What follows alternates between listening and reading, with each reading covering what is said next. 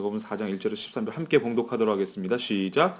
예수께서 성령의 충만함을 입어 요단강에서 돌아오사 광야에서 40일 동안 성령에게 이끌리시며 마귀에게 시험을 받으시더라. 이 모든 날에 아무것도 잡수시지 아니하시니 날수가 다음에 줄이신지라.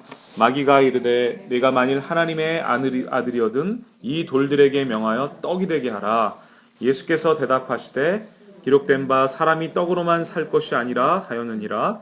마귀가 또 예수를 이끌고 올라가사 순식간에 천하만국을 보이며 이르되 이 모든 권위와 그 영광을 내가 네게 주리라. 이것은 내게 넘겨준 것이므로 내가 원하는 자에게 주노라. 그러므로 내게 만일 내게 절하면 다 내 것이 되리라. 예수께서 대답하여 이르시되 기록된 바 주 너의 하나님께 경배하고 다만 그를 섬기라 하였느니라.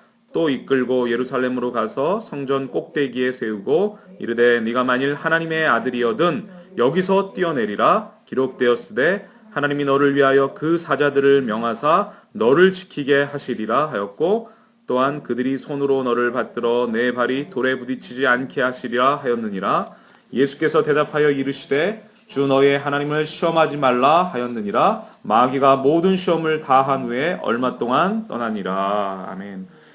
하나님 아버지께서는 하나님의 거룩한 자녀들을 사망과 지옥의 권세와 마귀의 소나기에서 예수 그리스도의 십자가 보혈로 능력으로 말미암아 구원해 내시고 하나님의 거룩한 백성 제사장 나라로 삼으셔서 하나님이 이 땅 가운데 우리를 남겨놓으신 그 사명을 감당하게 하시길 원하십니다. 우리가 한 사람 자녀 한 사람 한 사람이 하나님의 사명자가 되길 원하십니다. 그런데 그 사명자가 되기 위해서는 하나님께서 친히 트레이너가 되셔서 훈련자가 되셔서 하나님의 자녀들을 이끌어 가시고 그를 철저한 그 사명을 감당하기에 부족함이 없는 그릇으로 준비시켜 나간다는 것입니다. 물론 때로는 어떤 광야적인 환경이라든가 또 여러 가지 사건들을 통해서 하나님이 일하실 때도 있고요. 또 바로적인 인격, 도저히 우리가 감당할 수 없는 그런 인격을 통해서 우리를 하나님이 다루시기도 합니다. 그러나 그 배후에서 우리를 훈련시키고 다듬어 가시는 분은 바로 하나님이라는 사실을 잊지 말으셔야 될 것입니다. 성령께서 친히 그런 환경과 그런 사람들을 통해서 우리를 광야로 이끌어 가시며 하나님의 거룩한 그 마지막 사명을 감당할 수 있도록 철저하게 하나님께서는 우리를 훈련시킨다라는 것입니다. 오늘 본문에 바로 우리의 대제사장 되시고 우리의 훈련의 교본과 같고 모형과 같고 학습동화과 같은 바로 우리의 위대하신 예수 그리스도, 메시아 예수 그리스도를 하나님께서 어떻게 사명자로 그를 하나님 아버지께서 친히 훈련시켰는지를 우리에게 보여주고 있습니다.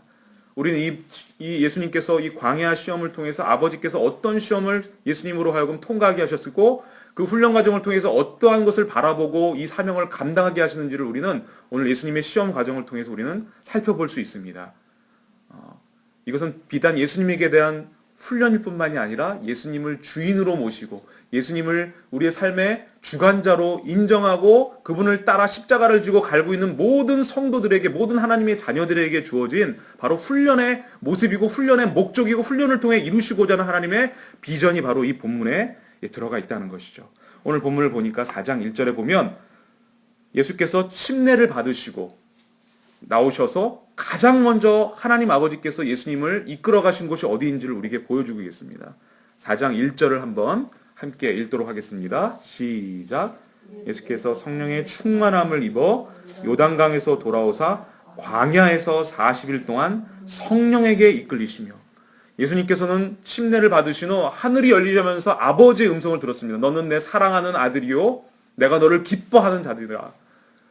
성령의 충만함을 힘입어서 그분이 가신 곳은 사역의 중심지 예루살렘이 아니었다는 것이죠. 사람들 속으로 주님께서 그를 이끌어오셨다는 게 아닙니다. 성령의 충만함을 입자마자 하나님은 하늘이 열리고 아버지 가슴의 언어가 너는 내 사랑하는 아들이요 내가 기뻐하는 자니라는 그 음성을 그런 메시아로서의 신분을 드는 순간 하나님 아버지께서 놀랍게도 예수를 어디로 인도하셨다고 나에게 언급되고 있습니까?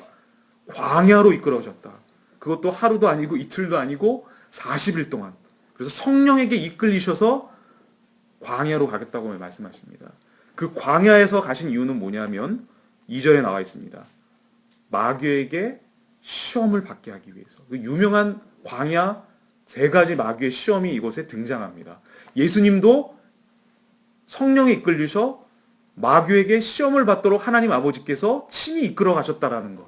놀라운 일입니다. 우리는 마귀에게 시험을 받고 시험이 다가오고 환란이 오고 고난이 오면 하나님 아버지와 전혀 상관없는 일이라고 생각하고 하나님을 원망하고 하나님께 불평하고 하나님께 뭡니까? 하나님 심지어 어떤 사람은 하나님을 떠나기까지 합니다. 하나님을 원망하며 이를 갈며 그건 하나님이 누구신지를 전혀 모르는 하나님이 아버지가 나를 위해서 어떠한 계획을 가지고 계시고 나를 어떠한 자로 만들기 원하시는지에 대해서 전혀 무지한 자들의 결과요 열매라는 것을 우리는 알 수 있습니다.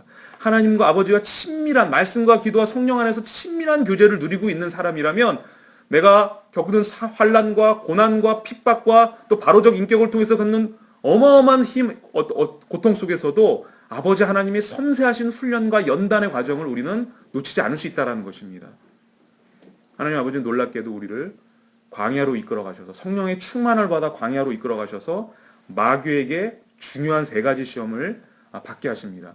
오늘 이 세 가지 시험을 다 얘기할 수는 없을 것 같고요. 그 중에서 몇 가지 이제 중요한 시간이 닿는 범위 안에서 그 시험이 어떤 시험이었는가, 또 그 시험의 본질이 무엇이고 그 시험을 통과하는 것이 도대체 우리에게 사명자에게 어떤 의미를 주는지를 우리는 주목해 볼 필요가 있습니다. 왜냐하면 반드시 이 광야 시험, 이 세 가지 시험을 믿음으로 성령 충만한 사람이 통과해야만이 하나님께서는 그를 사용하셔서 예수님이 공생의 3년을 사시게 하신 것처럼 이 광야 같은 세상, 이 가나안 풍속과 귤에 찌들어 있는 이 타락한 세상 가운데 하나님의 거룩한 제사장으로서 하나님의 백성으로서 하나님의 사명자로서 살아갈 수 있도록 만드시기 때문에 반드시 예수님이 거쳤던 이 세 가지 종류의 시험을 우리는 그것이 무엇인지 정체를 알고 그것을 통과해야 된다는 것이죠.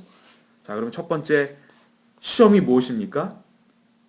첫 번째 시험, 예수님께서 40일 동안 아무것도 잡지 못하셨다고 나와 있습니다. 이 모든 날에 아무것도 잡수시지 아니하셨다. 그리고 날수가 40일 날수가 다음에 줄이신지라. 상상을 초월한 허기를 예수님께서는 겪으셨습니다. 예수님께서는 완벽한 인간이셨습니다. 인간이 겪을 수 있었던 모든 고통과 허기와 굶주림과 아픔을 온몸으로 체휼할 수 있는 분이셨어요. 그분이 40일 아무것도 먹지 않으시고 견뎌내셨습니다. 하나님과 말씀으로 기도하며 성령 안에 잠겨서 기도하는 시간들을 가졌죠. 그러나 육신적인 허기를 예수님도 당연히 느끼셨습니다. 그랬을 때 사단이 마귀가 나타나서 어떻게 유혹합니까? 오늘 본문에 보니까 3절을 한번 읽어보도록 하겠습니다. 3절 시작. 마귀가 가로되 네가 만일 하나님의 아들이거든 이 돌들에게 명하여 떡을 되게 하라. 예, 허기 주신 이 40일 동안 아무것도 먹지 못하시고 허기 지신 그 예수님께 나타나서 사단 마귀가 첫 번째로 유혹한 건 뭐냐면 네가 진정 하나님의 아들, 기름 부은 그 이스라엘 백성과 온 유대와 모든 열방이 기다리고 있던 바로 그 메시아라면 네가 메시아라는 것을 입증하려면 이 돌을 들어서 떡을 만들어라 라고 유혹을 합니다. 떡이 되게 하라. 아주 그럴싸한 유혹입니다.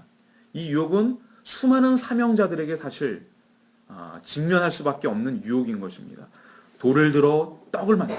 많은 사람들은요 떡을 먹기를 원합니다. 배불리 살기를 원해요. 편안한 육신의 안락들을 추구하는 것이 우리 인간의 안에 깊은 본성 안에 있습니다. 그래서 예전에 아무것도 없고 정말 헐벗고 배고프고 가난할 때는 정말 죽기 살기로 하나님의 말씀을 붙들고 말씀 아니면 살 수 없고 말씀이 나의 생명의 양식입니다 라는 우리의 신앙의 선배들 선진들의 놀라운 고백과 간증이 있었습니다. 그것을 통해 하나님께서는 정말 사람이 떡으로만 살 것이 아니오 하나님의 말씀으로 진정 살 수 있다라는 것을 확증케 해주셨고 체험케 해주셨습니다. 그런데 이제 하나님께서 놀랍게 우리나라를 축복해 주셔서 6.25 전쟁의 그 쑥대밭이 된 그 폐허 속에서 우리나라를 부흥케 해주시고 경제적으로 성장하고 번성하면서 사람들 안에 어떤 마음들이 스며들기 시작했냐면 말씀만 가지고는 부족하다. 떡이 있어야 돼. 더 배부르고 더 부유하고 풍족하게 살아야 돼. 그런 유혹들이 우리 안에 서서히 들어오기 시작합니다. 그래도 목회를 하려면 돈이 있어야 되고 그래도 목회하려면은 그럴싸한 건물이 있어야 되고 그래도 목회하려면 박사학위를 받아야 되고 이런 유혹들에 직면하게 됩니다. 하나님의 말씀으로 사는 것이 아니라 하나님 말씀에 이런 것들이 있어야만이 목회가 되어지고 이런 말씀이 있어야만이 이 돈이 지배하는 세상 가운데 살아남을 수 있다라는 생각들이 우리 하나님의 백성에게도 서서히 스며들기 시작했다는 것이죠. 너무 달콤한 유혹입니다. 너무나 그럴싸한 유혹입니다. 저 역시 신학교 다닐 때 또 목회 초년병 때 당연히 교회를 개척하려면 돈이 있어야 되고 최소한 그리고 건물이 있어야 되고 아파트 단지 안에 건물 최소한 세를 낼 수 있는 건물은 있어야 되고 그리고 저런 카리스마적인 리더십이 있어야 돼. 학위가 있어야 돼. 지식이 있어야 돼. 성경만 가지고는 안 돼. 성경 이외의 다른 책들도 봐야 돼. 요즘이 어떤 시대인데 그런 유혹이 저 안에 있었고 실제로 그런 것들을 추구했던 그런 모습을 성찰해 보게 됩니다. 그런데 뜻밖에도 주님께서는 이런 사단의 아주 합리적이고 그럴싸한 유혹에 대해서 뭐라고 말씀하십니까? 뭐라고 말씀하십니까? 그럼 4절을 한번 함께 읽어보도록 하겠습니다. 시작. 예수께서 대답하시되 기록하기를 사람이 떡으로만 살 것이 아니라 그렇죠? 예수님께서는 떡이 필요 없다고 말씀하시지 않았습니다. 떡은 분명히 우리에게 하나님께서 몸을 주셨고 육신을 주셨기 때문에 먹어야 됩니다. 그죠? 마셔야 됩니다. 살 집이 물론 있어야 됩니다. 그런데 그걸 위해서 사는 것이 아니라 그것만으로는 영이신 하나님께서 당신의 숨을 불어넣어서 영혼으로 만드신 인간은 살 수 없다라는 것이죠. 하나님의 생명, 입에서 나오는 그 생명의 말씀이 우리 안에 매일매일 들어가지 않는다면 이 영의 만나가 광야 같은 환경에서 영의 만나가 우리 안에 들어가지 않는다면 절대로 하나님의 형상을 따라 만들어진 영이신 인간은 살아갈 수 없다라고 얘기해요. 말씀이 있어야만이 살 수 있다라고 얘기하십니다. 말씀. 영원히 사라지지 않을 꽃도 시들고 풀도 마르지만 하나님의 말씀은 영원하리라 한 그 말씀 진짜 이 세상의 실제인 말씀으로 살 수 있다라는 그 믿음이 하나님의 사명자에게 필요하고 절실히 필요하고 그것이 실제로 실제가 되어야만이 그냥 이 머릿속으로만 하나님 말씀 중요합니다가 아니라 정말 말씀 아니면 살 수 없구나. 말씀이면 충분하구나. 말씀이면 되구나. 하나님의 이 기록된 약속의 말씀만 있으면 나는 이 광야 같은 세상을 헤쳐나갈 수 있구나. 라는 그 믿음이 우리 안에 실제가 될 때 광야를 헤쳐나갈 수 있는 사명자가 될 수 있다는 것이죠. 그래서 히브리서 11장 3절에 사도 바울을 통해서 하나님께서 놀라운 말씀을 우리에게 얘기해 주셨는데요. 그게 뭐였냐면 히브리서 11장 3절에 이렇게 나와 있습니다. 믿음으로 모든 세계가 하나님의 말씀으로 지어준 줄을 우리가 아나니 믿음으로 모든 세계 이 모든 열방 그죠? 이 모든 나라와 지구와 하늘과 땅과 모든 피조 세계가 하나도 예외 없이 뭐로 지어졌다고요? 하나님의 입에서 나온 그 말씀 빛이 있으라 하늘이 있으라 이런 하나님의 말씀으로 영어 성경 원어 성경을 보면요 이렇게 나와 있습니다. 모든 세계가 하나님의 말씀으로 프레임된 하나님의 말씀으로 구성되었다. 프레임되었다. 그것을 우리가 아나니. 이 보이는 것은 지금 눈에 보는 이 모든 것은 나타난 것으로 말미암은 것이 아니라 이 보이는 것은 지금 눈에 보고 마치 눈에 보이는 것들의 이 세상이 돈에서 눈에 보이는 돈과 권력과 내가 의지하는 학벌과 여러 내가 믿는 사람들, 부모님, 친구, 배우자에 의해서 이게 사라지는 것이 아니라 그렇게 운영되는 것처럼 보이지만 결코 그것이 아니다. 보이는 것은 나타난 것으로 말미암아 된 것이 아니다. 그것은 너의 착각이다. 보이는 것에 의지하면 안 된다. 보이는 것에 목숨을 걸고 보이는 것에 생명을 걸면 안 된다. 그것은 언제든지 풀처럼 시들고 꽃처럼 사라질 수 있는 것이다.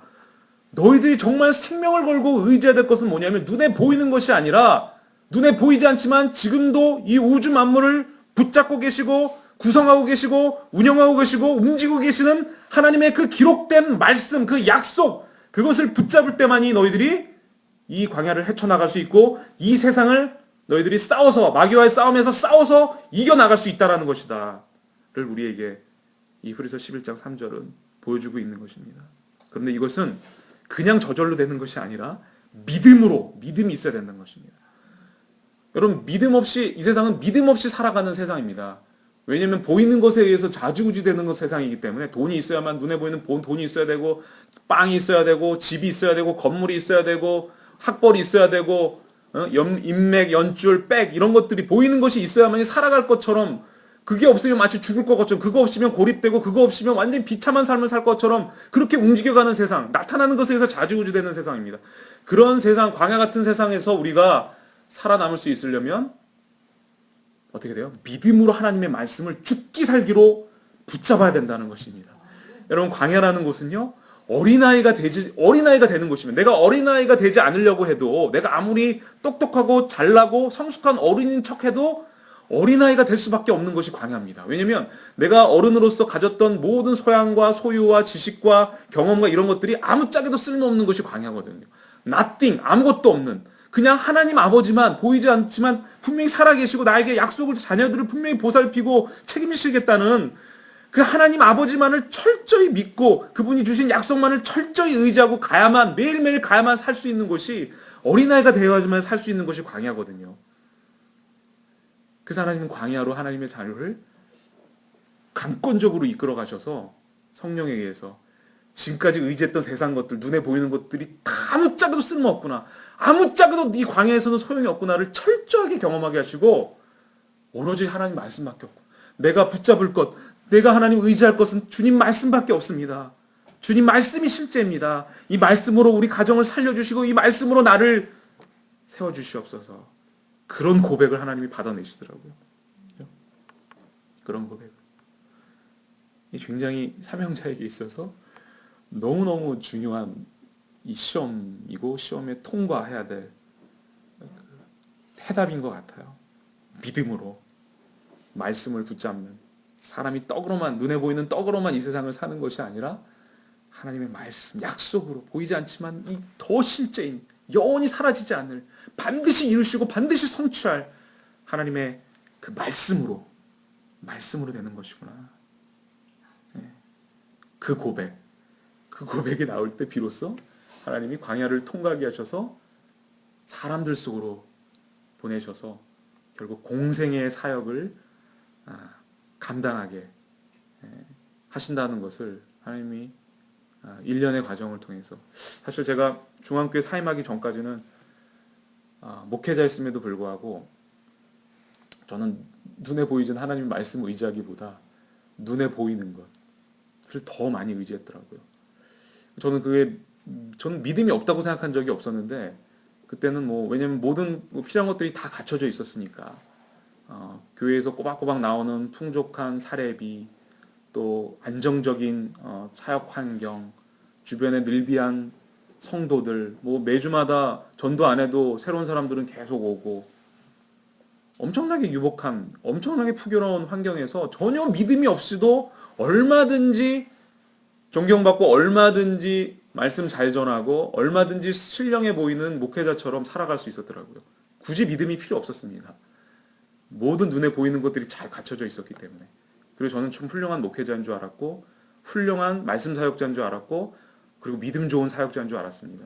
그런데 교회를 사임하고 보니까 아무것도, 그동안 풍요했던 눈에 보이는 모든 것들이 다 사라져 버렸잖아요. 그때 제가 하나님께서 저의 밑바닥을 보게 해주시더라고요. 믿음이 없었구나. 내가 하나님 믿지 않고, 하나님 의지하지 않고, 눈에 보이는 건 믿고 눈에 보이는 건 의지하며 살아왔구나. 그렇게 목회해왔구나. 저의 믿음 없음, 저의 믿음의 파산 상태를 하나님께서 철저하게 보게 해주시더라고요. 얼마나 제가 많이 하나님 앞에 회개했는지 모릅니다. 그래서 1년의 기간 동안 하나님, 그렇습니다. 내가 정말 인본주의적으로 내가 하나님 뜻과 상관없는 바벨탑을, 이것이 성전이라고 착각하고 바벨탑을 내 스스로의 힘으로 돌을 쪼개가지고 지금까지 세워왔군요. 주님, 이 유괴 성전을 하나님 이 1년의 기간 동안 철저하게 무너뜨려 주시고, 하나님의 기록된 이 66권의 말씀으로 하나님께서 친히 거룩한 성전을 제 안에 세워주시옵소서. 그런 고백을 하나님께서 받아내셨고, 하나님께서 그 1년의 과정을 통해서 너무나 감사하게도 저를 버리시지 아니하시고, 저를 내치지 않으시고, 긍휼과 사랑으로 매일매일 창세기를 통해서, 출애굽기를 통해서 거룩한 하나님의 성전으로, 하나님이 거하시는 집이요, 하나님이 통치하시는 지상통치센터요, 만민을 위한 기도의 성전으로, 집으로, 하나님 거룩하신 하나님의 거하시기에 합당한 그런 거룩한 성전으로 만들어가는 제가 한 것이 아니라 제 잘남이나 똑똑함에 의해서 한 것이 아니라 저희를 불쌍히 여기신 그 하나님 아버지께서 친히 당신께서 그 성전을 이루어 가시는 그런 은혜들을 체험케 해주셨습니다. 참으로 부족하고 참으로 만물의 찢기 같은 저 같은 자를 포기하지 않으시고 이끌어 가시고, 정말 사람이 떡으로만 살 것이 아니고 하나님의 말씀으로 사는 것이 무엇인지를, 그것이 얼마나 복된 것인지, 저는 인생에서 하나님께서 저에게 여러 가지를 축복을 주셨지만 가장 복된 축복이 무엇인지를 하나님께서 저의 온몸으로 체험케 해주셨습니다. 그게 뭐였냐면, 아무리 광야 같은 환경이라 할지라도 아무것도 없는 핍박스러운 그런 절박한 핍절한 상황이라 할지라도 나를 창조하시고 나를 위해서 모든 피와 생명을 쏟아부으신 그분의 음성, 그분의 말씀을 그 광야 한복판에서 들을 수 있다라는 것, 하나님의 말씀을 내가 내 마음으로 들을 수 있다는, 그분의 음성을 들을 수 있다는 것이 인생에서 얼마나 큰 축복이요 얼마나 큰 하나님의 은혜인지를 그래서 하나님께서 깨닫게 해주시더라고요. 아, 하나님 음성, 하나님 말씀 들을 수 있다라는 것이 이게 엄청난 축복이구나. 풀과 같고 꽃처럼 시들어버릴 수 있는 그 보잘것없는 유한한 피조물인 인간이 만왕의 왕 그 하나님, 모든 우주를 창조하시고 말씀으로 지금도 운행하고 계시고, 모든 세포와 모든 원소 속에 지금도 임재하시고 통치하시고, 하늘을 보좌 삼고 이 땅을 발등상 삼고 지금도 역사하고 계시는 그 만왕의 왕 되시는 아버지께서 들려주시는 그 음성을, 나 같은 보잘것없는 만물의 찢기 같은 곧 사라져버릴 이끼와도 같고 먼지와도 같은 나 같은 존재가 그 하나님의 음성을 듣고, 내가 너를 사랑한다, 내가 너를 주목하여 지키고 있다, 너를 눈동자처럼 보고 있다, 내가 너를 사용할 것이다 라고 하나님의 음성을 들려주신다는 것, 그 음성을 들을 수 있다는 것, 그 음성에 순종할 수 있다는 것이 내 인생에 있어서 가장 영화롭고 가장 존귀하고 가장 행복한 축복이라는 것들을 하나님께서 경험케 해주셨습니다. 사랑하는 성도 여러분, 여러분들이 지금 어떤 상황과 어떠한 핍박과 혼란과 고통 가운데 있는지 모르지만 그 광야로 여러분들을 이끌어 가신 분은 성령 하나님이십니다. 그냥 이끌어 가신 것이 아니라 여러분들을 하나님이 쓰시기에 거룩한 사명자로, 하나님의 존귀한 하나님의 아들로, 딸로, 거룩한 제사장으로, 왕같은 나라로 여러분들을 만드시고 빚으시고 반드시 이 마지막 때 하나님이 이 땅 가운데 이루시고자 하는 그 마지막 사명을 감당하기 위해서 이 광야길을 하나님께서 이끌어 가셨고, 이 세 가지 시험을 하나님께서 감당해내기를 기대하시고 소망하십니다. 믿음으로 우리는 이 광야를 통과할 수 있습니다. 믿음으로 통과할 수 있고 하나님의 약속의 말씀을 붙잡을 수 있으면 반드시 이 광야를 헤쳐나갈 수 있습니다. 그러나 광야에 들어오기 전과 그 광야를 믿음으로 통과한 후에는 분명히 달라져 있습니다. 이제는 이 세상에 아무리 우리에게 정말 우리를 에워싸고 우리를 핍박하고 공격하고 어떤 환난과 어떠한 바로적 인격이 온다 할지라도, 하나님 내가 한 분만 있다면, 그분의 말씀만 내 안에 있다면 하나님 나는 두려울 것이 없습니다.